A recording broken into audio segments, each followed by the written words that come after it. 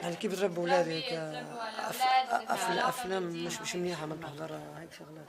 لا انا اهم شيء بعلم اولادي انه يصلوا ويصوموا ويكونوا صادقين، ويعلمهم انه مين ما يحكيهم يحكيهم باحترام، ما يتخلى على حدا، ما يتكبر على حدا، واهم شيء انه يكونوا انه هن يوعوا على الصح ما يوعوا على الغلط، لانه اذا ربيت الولد على الغلط بيرجع على الغلط، واذا ربيتيه على الصح بيطلع على الصح. اهم شيء انا بحب انه الولد انه يكون مؤمن، يصلي ويصوم وبيضل يقرا قرآن ويتعلم القرآن، لأنه نحن من جيلنا نحن ما كنا نتعلم هيدا. أنا منه علي، أنا ما معلمة إنه هيدا القرآن هيدا صح وهيدا الغلط، ربيت على بيئة إنه ما تعلمتها. حبيت إنه هلا بنتي تتعلمها، حجبتها صحيح هي صغير إنه حجبتها، هيدا واجب على الدين وعلى الإسلام إنه تحجب البنت. حجابها يكون محجوم. وثاني شيء ابني يصلي يروح مع بيو على الجامع ويعرف انه وين الغلط وين الصح، لانه اذا الولد ما قلتي له وين الصح وين الغلط بيمشي على الغلط، بضله ماشي على الغلط. وحتى لازم يعلم رفيقه. هلا في كثير مثلا اولاد ما بيصلوا، ليه؟ يمكن الاهالي ما بيصلوا بالبيت، بس انا بحب انه اولادي يطلعوا ويصلوا ويصوموا ويكونوا صادقين مع الناس، يكونوا منيح مع الناس. يعني اذا شافوا مثلا واحد بحاجه بيركضوا عليه بيطلعوا فيه. هيك انا كنت انه بتمنى انه يطلعوا اولادي. انا صحيح بعرفش اقرا واكتب، كنت حابه انه انا بعرف اكتب واقرا. ليه؟ مش عشان اعلمهم الغلط، اعلمهم الصح، عشان اقرا لهم القران. لما فتح القران بحس حالي انه انا جسمي حابه اقرا بس ما قدراني. بعد اوقات ببكي انه ليش ما بعرف اقرا. علم اولادي انه اعرف وين الغلط وين الصح. انا صحيح على العمر بس بس هلا عمر، بس بعد عندي شغلات ما بعرفها، بنتي عم تعلمني اياها. عندي بنتي جميلة الكبيرة بتقول لي ماما هيك ماما هيك ماما هيك، يعني قد ايه بنبسط فيها لبنتي لانه عم تعلمني. بتقول لي ماما مثلا هيدي هيك هيك. هذيك اليوم شرحت لهم معلمة درس دين عن الدين، انا ما بعرفه، استغربت فيها، صرت حبيت تقول لي اياه مره واثنين. ابني كذلك الامر، قد ايه بتنبسط الام بس تلاقي اولادها عم يعلموها على الدين وعلى الاسلام وعلى كل شيء، عشان ما تعرف انه كيف بدها تمشي. اوقات مثلا ما بصلي، مثلا بقول لماما ليش ما بصلي؟ يا تعي صلي معنا. يعني ما بيعرفوا انه الظروف مثلا بكون مرض. يعني في شغلات كثير انا بتمنى كل الامه الاسلاميه يعلموا اولادهم على هذا الطريق. لما تعلم الولد من صغره بيطلع هو كبير. شكرا. So she says she was talking about the Muslims that you talk, you know, she said the things she likes to do, you know, things that she can't read, which is very sweet. And that she thinks it's like the best, the most wonderful thing in the world when our kids can teach her. And she's like, it's incredibly important to her that her children learn to read and read the Quran and understand what's true and what's not, and to have her children teach her things about everything, not just religion. It's such a wonderful feeling. Okay, good. Then, wait a minute. أنا سمعت الحديث من قبل أو الحديث تبع اللي كان عم يحط الزبالة قدام بعدين كمان حب الوطن، الواحد بحب بلده. وكمان أنا بحب إنه كمان روح على القدس صلي هنيك، يعني هي كمان أولى القبلتين، يعني مسجد الأقصى. يعني الله يكرمنا يا رب نروح هناك إن شاء الله على فلسطين.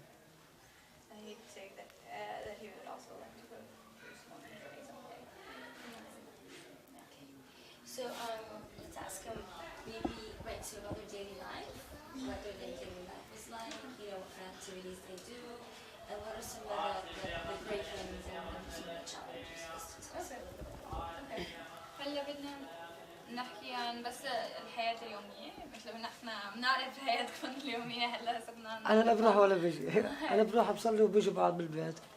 وحياتنا اليومية يعني مثل أي عائلة بتعيش، بروح بجيب أولادي من المدرسة، أنا بجيبهم وفي عندها دروس يعني براجعوا ومرتي بتعاونني. حياتنا انت فيك تشرح بس هيك يعني كل اللي نحن شفناهم، يعني انتوا بتفيقوا لا نحن صارت في وكمان شوي يعني الثوبات وامتى بتلاقي ثوبات لا انا كل يوم الساعه 5 بوعين لاولادي، بلبسهم بروقهم ببعتهم على المدرسه، بروح انا على شغلي، باخذ ابني الصغير بحطه عند وحده مربايه. للساعه 3 ونص بيجي كمان بطبخ، كنس البيت، بساعدني بنتي بالبيت. بس في شوي صعوبه لانه اوقات اولادي بضلوا مرضى، عرفتي كيف يعني. الحياه شوي صعبه عنا. الحمد لله في ناس الفضل لله بيساعدونا، هني صراحة يعني أنا حابة إنه أحكي وما بدي يزعلوا. هن أطفال الصمود، يعني هن اللي وقفوا جنبي، هن ساعدوني، الأخت جميلة، أخت زهور، والمؤسسة الكبيرة تاعيتهم بتشكرها كلها أنا، لأنه أنا صراحة ما هقدر أقدر أحكي لحدا إلا وحابة إنه يطلع الحكي على هيدا التلفزيون ليشوفوا الأطفال الصمود اللي عم يساعد هلا هالأولاد. يعني أنا أولادي كانوا مضروبين، كانوا يأسى، يعني بضلوا مبين بالمستشفيات، بضلوا مريض حالي ما يؤس منه. اجت اطفال الصمود بنت لي ولادي، وبتشكر اللي تبنى لي ولادي، وتشكر كثير كثير كثير اللي ساعدني. في اخت زهور، اخت جميله كمان، هي اللي اجت لعنا عملت لنا كشف ومدت ايد لنا. وكنت انا يأسانه بحياتي كثير، لا عندي عفش ولا عندي شيء ببيتي. هني عمروا لي، يعني صحيح بيتي اجار بس عمروا لي بيتي بعفشهم بحنانهم بعطفهم علي. اولادي بتحسي انه مبسوطين بيروحوا على الاطفال الصمود. انا بقولوا لك ماما هني احسن شيء. يعني انا صراحه قدمت مؤسسات كثير وشوف انا بقدر ما اسمي، ما حدا قبل ساعدنا. بقول لك حالي ما هيدا حالي هيك. انتم فلسطينيه، اول كلمه بيقولوا لنا انتم فلسطينيه. طب الفلسطيني صحيح هون ببلده، نحن بنفتخر انه فلسطينيه، وان العز وان الكرامه ان الشرف فلسطين، ونحن فلسطينيه. وانا بربي اولادي ومستعده انا اقدمهم لشهداء لفلسطين، لانه هولي فلسطين الاساس. بس انا بتمنى انه اخت زهور واخت جميله والمؤسسه الكبيره اللي ما بعرفها يطول بعمرهم ويقوون على مساعده الخير. اول شيء علموا لي بنتي الدبكه، يعني الناس بيقولوا لك انه دبكه بس هيدا تراث فلسطين. تراث فلسطين. علموا لي انه هي فلسطينيه، يمكن نحن ما بنحكي ايه ما بنقدر نحكي كثير انه، بس هي علموني انه هي فلسطينيه. علموا لي الدبكه، علموا لي النايك، علموا لي ابني الدبكه. يعني النشاط لهم روح لهم لاولادي. بينوا لي انه هن اهلي، مهتمين فينا، هن اهلي. وهي حياتنا كل يوم عن يوم عم تيجي صعوبه، يعني كل واحد مريض، ابني مريض، بنتي مريض، جوزي. وانا بترك بنتي واولادي بالليل وباخذ جوزي على المستشفى. يعني اولادي عم يقضوها اغلبيه الايام بالليل بالبيت. لو ما في امان بالمخيم، امان باهل فلسطين وفلسطينيه بالمخيم، ما بامن انا اترك ولدي، لانه في امان واعطينا الرياحه. يعني عارفه سكر بيتي، بعرف انه في جاره، في اخت بتطلع علي هون. يعني ما في خوف، في امان هون. في ناس بيقولوا لك المخيم شتيله، بيخافوا يجوا على مخيم شتيله، بس هيدا مخيم شتيله لهم الشرف ينزلوا عليه، لهم العزه. لانه شو انه بيت زوريب، لا الزوريب بس بيخافوا على بعضهم، بيحنوا على بعضهم بكل شيء. وانا بتمنى هالحكي كله يوصل، بتمنى هالحكي كله يوصل، انه هذا المخيم هذا شرفنا وعزتنا وكرامتنا، مثل فلسطين هون هن اللي حضنونا. انا قاعده، انا بقول لك انا لبنانيه، بس انا بفتخر انه اولادي فلسطينيه، وبتمنى اقدم 3 طن شهاده لفلسطين. انت نحن وقت حكينا يعني من انت بعرف انتوا انتقلتوا كثير يعني. ايه نقلت من بيت لبيت. انا تيم اجار، نحن بيتنا اجار. يعني هلا نحن هذا البيت مش مرتاحين فيه، في رطوبه وفي بس كل يعني مره بنقعد ببيت، يا بيبيعوا صاحب البيت يا بده يقعد في ابنه. نفسيه اولادي تعبت انه من بيت لبيت، حتى نحن تعبنا. هلا انا قاعده بهيدا البيت، ما بتعرفي صاحب البيت بيقول لك بدي اياه، بس ما عم لاقي بيت انه مش ما هو لاولادي، كله بالاجار. وانا ما قدرتي اكثر من $125 ما بقدر استاجر برا. في بيوت بس ما بقدر، وضعي ما بيسمح لي. يعني انا معاشي بقبضه من هون، بحطهم معلمه واكل وشرب غير حق الدواء، حق الادويه. يعني هلا يعني في شغلات كثير الواحد بيقضيها انه ماشي حالنا، بس في شغلات كثير لازم يتبنى على هالولد، انه حاب يكون عندهم بيت كبير اولادي، حاب يكون عفشهم. يعني في شغلات كثير الولد بيكون ناقصه. Okay, so we talked about, she talked a lot about actually the organization, how much they helped them and stuff like that, and then talked about حاب يكون عندنا بيت لانه مستقبل اولادي. لانه انا بالنسبه لي خلص، يعني بس أولاد الأطفال هو اللي مشان ما يتشردوا، يعني الله سبحانه وتعالى يعني يكرمهم بحسد أولادنا، نقدر نعمل لهم بيت، نقدر نعمل لهم، نقدر نسوي لهم.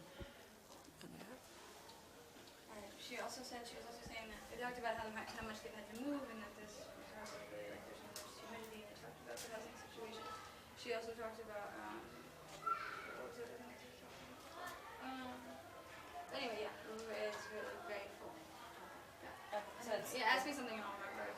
okay. So it was But yeah, complete yeah, and yeah. okay. Do you want any close-ups? You want to re-ask questions? Oh, they're long. But for global lives, not really. No. It's kind of a the political. They don't have to these intro cutting and stuff. So how they met? We're all very curious to know. هي بدها تعرف كيف انتوا تعرفتوا على بعض. أنا كنت أشتغل بالضاحية، كنت أشتغل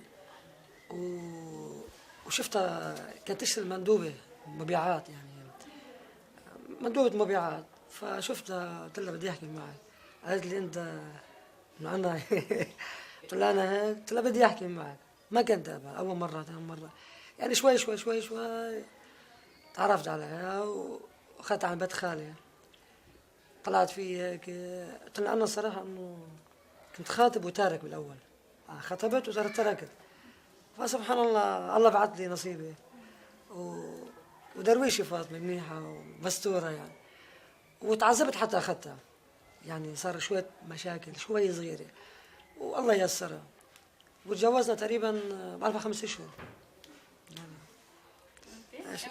انبسطتي يعني أو يعني انت كيف شفتوا؟ انا صراحه ما اول ما حكي معه ما كنت مقتنعه فيه انه مثلا مش مقتنع انه انا مش معقول انه دغري فجاه بيجي بده يخطبني وهيك، لانه عم نشوف اللي عم يصير. قلت له بدك اياه نطلع عند اهلي، يعني ما عندي مشكله. طلع عند اهلي ما فاجأت فيه انه عند اهلي، او شيء صار فيه شويه اعتراضات اهلي انه كيف غريب وكيف بدك تاخذيه وما بعرف شو، انه حطيت براسي انه خلص بدي اخذه. وثاني شيء كان شغله كثير خفيف هو، انه كيف بدك تاخذيه وكيف بدك تستاجري بيت. كانت يوميته 10,000 يعني. الحمد لله صار النصيب، وهلا بينت لهم لاهلي انه قد المسؤوليه طلع محمد. هي ساعدتني شوي، يعني ساعدنا بعض نحن، تعاوننا مع بعضنا، اهم شيء التعاون. ايه تجوزنا ساعدنا يعني اثنيناتنا ايد واحده وبيننا بيت وبيننا جبنا 4 أولاد. That's like hello كثير. Now you're gonna have to translate. That's a love story. He Yeah. saw her. He was working in the suburbs and he saw her buying some goods and stuff like that. And he wanted to talk to her and she didn't want to talk to him.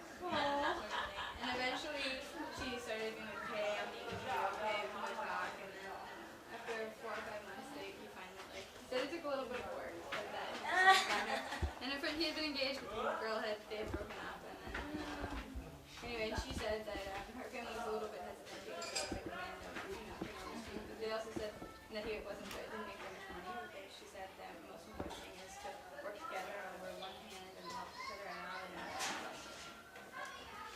Do you think it's okay to ask if there's been any challenges because they come from different I've asked her that already so I can ask her now. I've asked her that already. Oh great. Okay. Yeah, so- Thank you. Okay. So. Okay. ونحن حكينا كمان انه اسئلتك يعني من قبل اذا كان في اي تردد من عائلتك انه انت فلسطيني او شيء. كان في تردد، ايه كان في تردد صعوبة، يعني انه اخيي انه انا بيقولوا لي اخيي مثلا بدك تتجوز واحد فلسطيني ما بتعرفي وين بده يكون، وين اراضيه، وين هيدا، وشنطه من مطرح لمطرح. الفلسطيني ما له هون مثلا ارض مثلا صحيح مستاجر، ما بتعرف اي ساعه بيقولوا له اطلع من البيت، يعني كان في شويه صعوبه اول ما يعني. جوزنا اجار بيت أول ما يعني كان في شويه صعوبه. انا شو وافق اقتنعت، قلت له لا انا بدي اياه خلص انه فلسطيني على راسي وعيني، انه هي نصيب نصيب. نصيب كمان. سبحان الله.